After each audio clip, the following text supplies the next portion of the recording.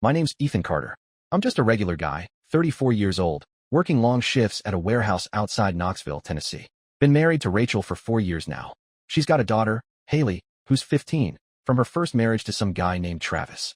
Things weren't always this messed up, but lately, it's like I'm living in a nightmare I can't wake up from.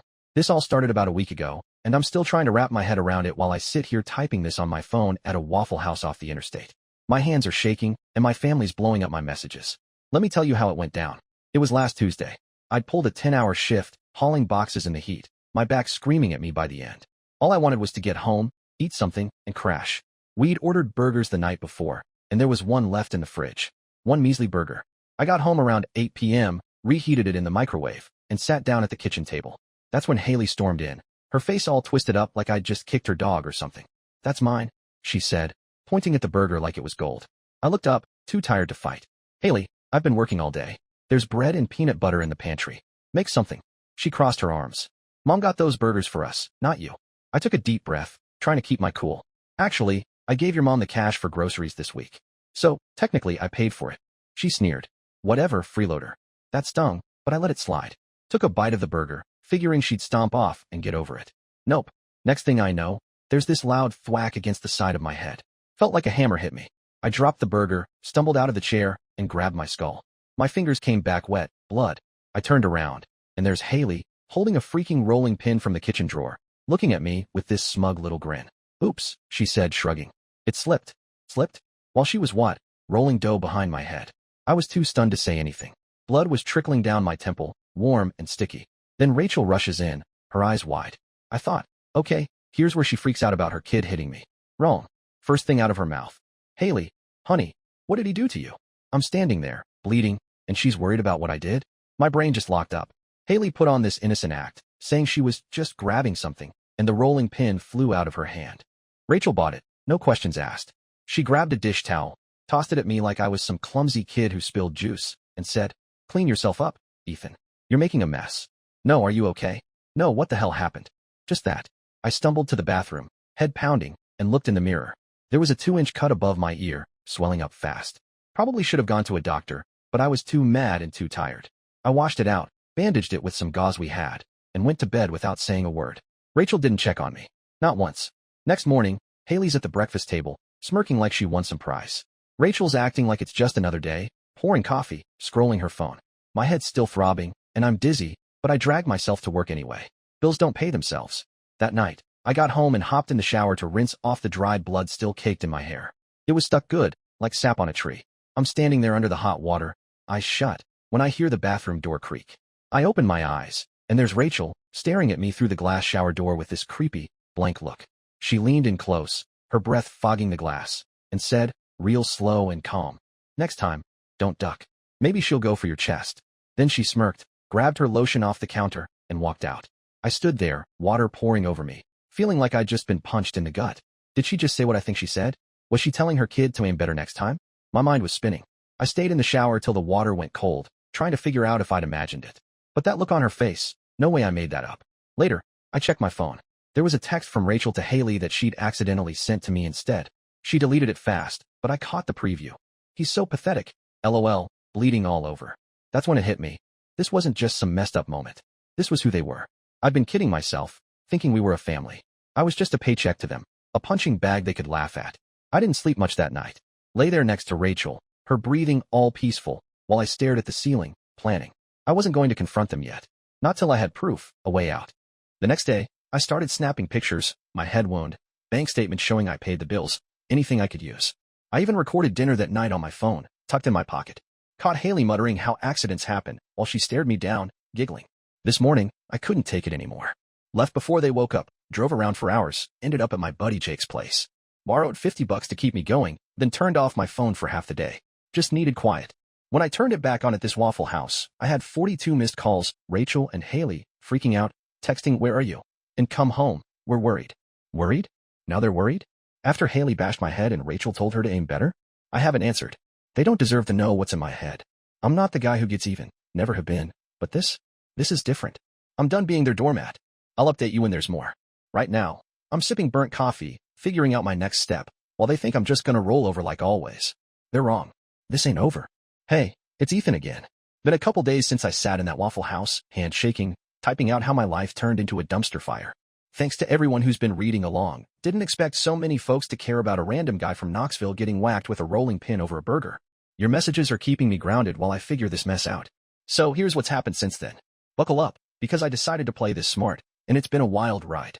After I turned my phone back on that night, I had all those missed calls, 42 of them, like Rachel and Haley thought I'd vanished off the planet. Part of me wanted to drive home and yell till my throat gave out, but that wouldn't fix anything. They'd just twist it, make me the bad guy. So I picked option 2. Play the long game. Hardest thing I've ever done, pretending everything's fine while my head still got a gash and my wife's whispering murder tips to her kid. But I had a plan brewing and I wasn't about to tip my hand. I drove home around midnight. House was dark, quiet. Rachel left the porch light on, probably to guilt trip me into thinking she cared. Walked in, and she was waiting on the couch, arms crossed, face all pinched up. Where the hell were you, Ethan? Haley was worried sick. I was worried sick. We thought you got in an accident or something. Haley worried? The same Haley who smirked while I bled? I almost laughed but kept it together. Phone died, I said, voice flat. Was helping Jake move some stuff. Lost track of time. Her eyes narrowed. She didn't buy it, but she didn't push. Haley poked her head out from the hallway, gave me this fake pout, then disappeared back to her room. I nodded at Rachel, said I was beat, and went to bed. She didn't follow for a while, probably texting Haley about what a jerk I was. That night, I barely slept. Kept my phone under my pillow, recording app ready, just in case. Next morning, I kicked off what I'm calling Operation Get Out Alive. First thing, money. I've been the one paying the rent, the utilities, the groceries, everything. Rachel works part-time at a hair salon, but her paycheck's a joke. Most of it goes to her nails or Haley's phone bill. So I drove to a bank across town, one we didn't use, and opened a new account. Called my boss, Tom, and told him to switch my direct deposit to the new one, pronto. Tom's a good guy, didn't ask why, just made it happen. You okay, Ethan? He said. Yeah, just sorting some stuff, I told him. That was step 1. Step 2 was digging into the damage. I got home before Rachel and Haley were up, grabbed my laptop, and started going through our joint account. What I found made my stomach turn. Rachel's been pulling cash out, hundreds at a time for months. No explanation, just withdrawals labeled miscellaneous. Then I checked my credit report online. 2 cards I never applied for, both in my name, maxed out at $6,000 combined. Charges for clothes, a fancy spa day, some online gaming crap for Haley. Statements went to Rachel's email, payments just enough to keep me from noticing. My credit's trashed, and I didn't even know. I took screenshots of it all, every withdrawal, every charge, every date. Saved them to a folder on my phone, emailed them to myself, then deleted the emails from the sent folder so Rachel wouldn't see. Found an old USB drive in my desk, backed it all up there too. Paranoid? Maybe, but I wasn't taking chances. That afternoon, I did something risky. Travis, Haley's dad, Rachel's ex, he's this mechanic who lives an hour away in Chattanooga. She always said he was a deadbeat, skipped out on child support, left her high and dry. I never met the guy, but I found him on Facebook. His profile didn't scream deadbeat, pictures of him fixing cars, posts about his daughter he never gets to see. I sent him a message. Hey, I'm Ethan, Rachel's husband. Need to talk about her and Haley. You free? He replied in like 10 minutes. Yeah, man. What's going on? We met the next day at a diner halfway between us.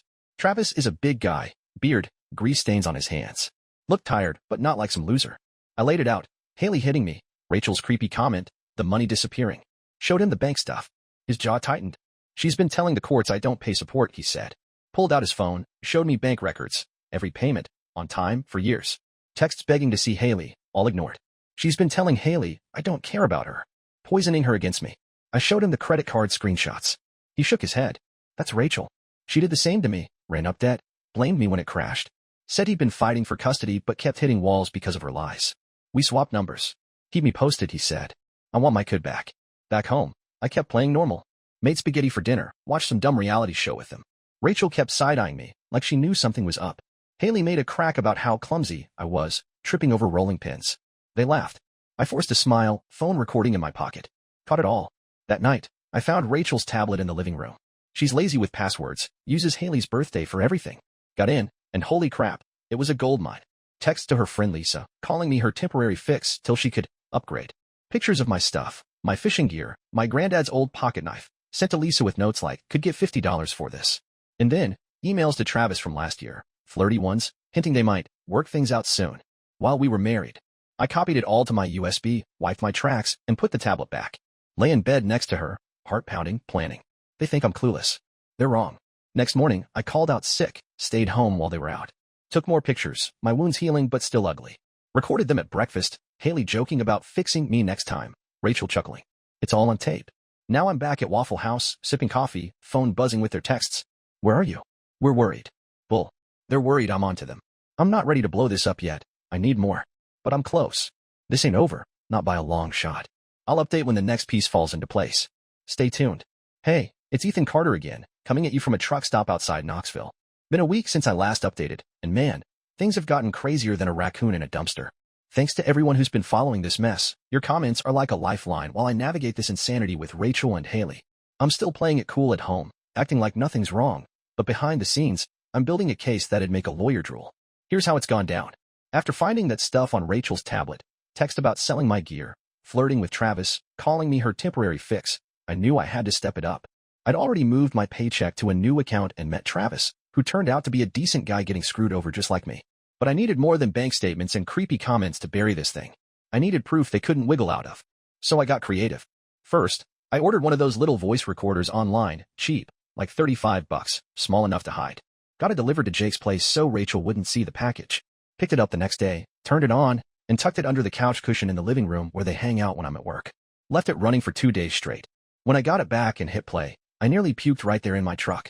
Rachel's voice, clear as day. He's such a sucker, Haley. Keeps paying the bills while we figure this out. Haley laughing, saying, yeah, maybe next time I'll use the frying pan. See if he ducks that. Rachel again. Just don't leave a mark we can't explain. Travis is almost ready to take us back, but we need Ethan's money a little longer. Then they started talking about how they could accidentally break my old guitar, my dad's guitar, and claim it was Haley's clumsy teenage phase. Rachel even said, if he flips out, we'll say he's unhinged. Makes it easier when I leave. I saved that audio, backed it up on my USB, my phone, everywhere. That was gold, pure, evil gold.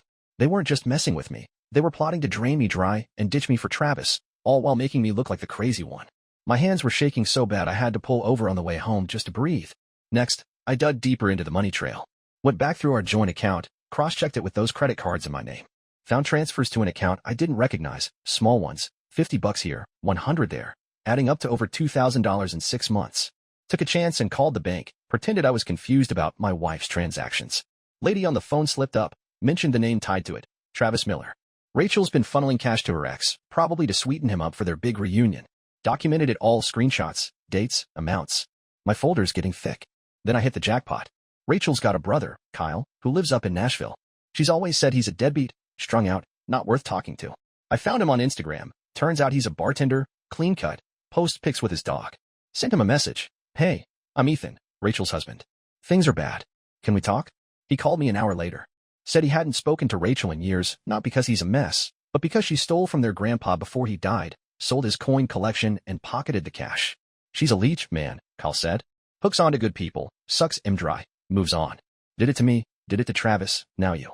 Kyle sent me pics of the coins, text from Rachel bragging about it to her friends back then. Said she's got a pattern, plays the victim, frames the guy as abusive, walks away with whatever she can grab. Watch your back, he warned. She'll try to spin this on you. I thanked him. Saved everything. Another piece for the puzzle. All this time, I'm still Mr. Normal at home. Cooking dinner, tacos one night, chili the next, watching TV with them, laughing at their dumb jokes. Rachel keeps testing me, dropping little digs like, you're so quiet lately, Ethan. Everything okay? Haley smirks every time, like it's a game. I nod, say I'm just tired from work. Phone's always recording in my pocket. Caught Rachel last night telling Haley he's so predictable. Won't even fight back. Oh, I'll fight back. Just not how they think. Yesterday, my chance came. Rachel said she's taking Haley to visit her aunt this weekend, some lady I've never met, for hours away in Georgia. Asked if I'd be fine alone. Fine? I had to bite my tongue to keep from grinning. Yeah, I'll manage, I said, playing it low-key. Even offered to pack them snacks for the road, which got me a weird look from Rachel. She mumbled something about the car being cramped, so I dropped it. They're leaving Friday morning. That's when I strike. I've got a plan. Soon as they're gone, I'm moving out, my clothes, my tools, my dad's guitar, everything I brought into this marriage. Jake's lending me his truck, and I've already scoped a cheap trailer across town. Landlord's cool, no questions asked, month-to-month lease. I'll take my half of the joint account, only what's mine, I ain't a thief, and leave the rest. Then I'm dropping a little gift on the kitchen counter, a folder with copies of everything. Bank records, credit card fraud, that audio of them plotting, text about selling my stuff. No note, just the evidence and my key. Let them figure it out. They'll be back Sunday night. By then, I'll be gone, phone off, new place set up. Lawyers already lined up. Met him yesterday at a diner. Showed him what I've got, and he says it's airtight. Divorce papers are ready, fraud reports too. Rachel's gonna flip, and Haley might finally see what her mom's really like. I ain't doing this to hurt the kid. She's messed up because of Rachel, but I'm done being their punching bag. Right now, I'm sipping coffee at this truck stop, watching semis roll by. Phone's buzzing again, Rachel asking why I'm late from work. Haven't answered. Tomorrow's the big move. I'm nervous as hell, but there's this fire in me I haven't felt in years. They think I'm weak, predictable. They're about to learn different. Next update's coming when the dust settles. Hang tight. This is just the warm-up. Hey, it's Ethan Carter again, checking in from my new spot, a beat-up trailer on the edge of Knoxville. Been a wild couple days since I last rode, and I'm still riding the high of pulling this off. Thanks to everyone who's been rooting for me. Your support's been the kick in the pants I needed to see this through. So, here's how it went down when I finally made my move. Friday morning, Rachel and Haley loaded up the car for their trip. I played the good husband, handed them a bag of chips and sodas I'd picked up, said, drive safe. Rachel gave me this squinting look, like she smelled something off, but Haley just grabbed the snacks and hopped in. They peeled out around 9 a.m., tires crunching gravel. I stood on the porch, waved, then bolted inside. Game time. Jake showed up 20 minutes later with his pickup, grinning like a kid on Christmas. You sure about this, man? He asked. Never been sure, I said. We got to work. Packed my clothes and duffels, hauled out my toolbox, my fishing gear, my dad's guitar, everything that was mine before Rachel. Took the TV I'd bought last year too, since my name's on the receipt. Left her junk untouched. Haley's gaming chair, Rachel's fancy blender she never used. Took me 8 hours, sweating like a pig, but by dusk, the trailer was empty of me. Before I left, I hit the bank. Withdrew exactly half the joint account, $1, $200, all I'd put in from my last 2 paychecks. Left the rest, fair and square. Then I set my trap. On the kitchen table, I dropped a manila folder, copies of everything. Bank statements showing her withdrawals, those credit cards in my name, screenshots of her text about selling my stuff, that audio of them plotting to fix me. Taped a note to it, short and sweet. I'm done. Lawyer up. Tossed my house key on top, locked the door behind me, and drove off with Jake. New place ain't much, a single wide with creaky floors and a leaky sink, but it's mine. Spent Saturday unpacking, hooking up the TV, making it home. Called my lawyer, Paul, and told him it's go time. He filed the divorce papers that afternoon, plus fraud reports for the credit cards. Sunday, I turned off my phone, cracked a beer, and watched the sun set from a rusty lawn chair out front. First time in years I felt free. They got back Sunday night. I know because my old phone, left it off, but checked it Monday, had 53 missed calls. Rachel's voicemail started mad. What the hell, Ethan? Where's my TV? Then panicked. You can't just leave like this. Haley's texts were wild, calling me a coward, then begging me to come back, saying she didn't mean it. Rachel flipped between threats. I'll take everything you've got, to sobbing. We can fix this, I swear. Too late, lady. Monday morning, I woke up to birds chirping, not Haley stomping around. Made coffee in a pot I grabbed from Walmart, sat on that lawn chair, and laughed. Laughed till my sides hurt. They thought I'd cave, crawl back like a whipped dog. Nope. Paul called, said Rachel's been served, and the fraud stuff's in motion. She's got no clue what's coming next. I ain't talked to them since. Blocked their numbers, let Paul handle it. This ain't over, legal stuff's just starting, but I'm out. Free. Next update's when the hammer drops. Stay tuned. Hey, Ethan here, back with the next chapter of this train wreck. Been a week since I moved out, and the fallout's hitting like a tornado through a trailer park. I'm holed up in my new place, sipping coffee from a chipped mug, watching this all unfold. You guys following along, you're the best, seriously. Here's what's happened since I dropped that folder and walked away. Monday night, after they found the house half empty, Rachel went nuts. Paul called me Tuesday, said she'd hired some cut-rate lawyer from a strip mall, filed a counterclaim for divorce, demanding alimony and half my assets. Assets?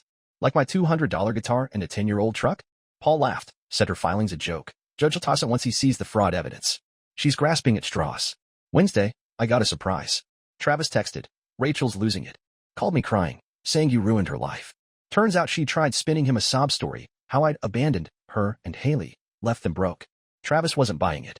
He'd already sent my evidence to his lawyer, who filed for emergency custody of Haley based on Rachel's lies to the court about his support payments. Judge granted a hearing next month. Travis thanked me, said he might finally get his kid back. Thursday, the money stuff blew up. Bank called. Those credit cards in my name? Fraud department's investigating. Showed them the statements, the charges I never made, spa days, Haley's gaming gear. They're tracing it back to Rachel. Cops got involved too. I'd filed that report about Haley's rolling pin accident, not to charge her, just to document it. Officer I talked to said it's assault, plain and simple, and with the audio of them joking about it, Rachel could face accessory charges. Didn't expect that, but I ain't complaining. Friday, Rachel's family got wind. Kyle, her brother, messaged me, dude, you stirred the hive. He'd shared my evidence with their folks, Rachel's mom and dad, retired teachers who thought she was a saint. They found out about the cash she'd siphoned to Travis, the lies about me and him. Kyle said their dad called her, screaming about the credit card fraud, cut her off cold. Mom's not speaking to her either. Rachel's burning bridges fast. By Saturday, she was desperate. Started posting on Facebook, public pity party. Single mom betrayed by deadbeat husband, blah blah. Problem is, Kyle and Travis commented with receipts, screenshots, bank records. Her friends turned on her. Comments dried up. She deleted the post, but the damage was done. Word spreading she's toast in this town. I'm laying low, letting Paul and the cops handle it. Phone's quiet now, blocked her whole crew. Next updates when the legal stuff hits. This is getting good. Ethan Carter here, checking in from my trailer. Been 2 weeks since the last update, and holy smokes, the tables have turned hard. I'm sitting on my couch, a thrift store find, lumpy but mine, eating a burger I grilled myself, no rolling pins in sight. You guys sticking with me, you're legends. Here's the latest. Last Monday, the divorce hearing hit. Rachel showed up with her bargain bin lawyer, looking smug. Paul laid out everything, bank records, credit card fraud, that audio of her and Haley plotting. Judge wasn't impressed with her poor me act. Threw out her alimony claim, said she's lucky I'm not suing her for damages. Divorce is pending, but Paul says it's a lock. I'm free soon. Tuesday, the fraud case escalated. Cops arrested Rachel for identity theft, those cards in my name. She bawled in court, but bail said hi, and her folks won't help. Haley's with Travis now, custody hearing went his way after the judge heard Rachel's lies. Kid's confused, but Travis says she's settling in, even asked about me. I ain't ready to talk to her too raw. Wednesday, Rachel's world crumbled more. Her salon fired her. Turns out she'd been skimming tips, and my evidence tipped them off. House is in foreclosure. She hadn't paid the mortgage in months, just pocketing my share. She's crashing with a friend now, selling her junk online to scrape by. Karma's a beast. I'm good, credits being fixed, trailers homie. Ran into Travis at the store. He thanked me again. Haley waved, shy-like. Maybe there's hope there, but I'm focusing on me. Next update's the finale. Almost there. Hey, it's Ethan, wrapping this up from my trailer porch. Been a month since the last update, and I'm finally on solid ground. Divorce is final, signed last week, no alimony, no ties. Rachel's facing trial for fraud. Plea deals on the table, but that's her mess now. Haley's with Travis full-time, saw them at a diner, and she said, sorry, Ethan. Meant it, I think. Told her to take care of her dad. That's enough for now.